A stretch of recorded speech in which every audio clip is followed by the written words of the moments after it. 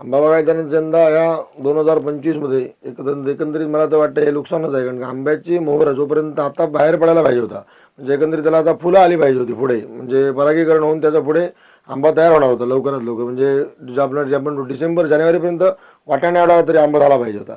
पण आतापर्यंत अद्याप झाडाला व्यवस्थित मोहरच नाही, कारण जास्त पाऊस असल्यामुळे झाडं थंड पडलेली आहेत. थंड पडल्यामुळे झाडांना जी फुटण्यासाठी उष्णता जी लागते आणि थंडी लागते ती आपल्याला व्यवस्थित प्रमाणात इकडे मिळतच नाही, कारण पावसाचं आतापर्यंत प्रमाण आहे, याच्या पुढे पण अजून काय वादळाचं सांगता येत नाही.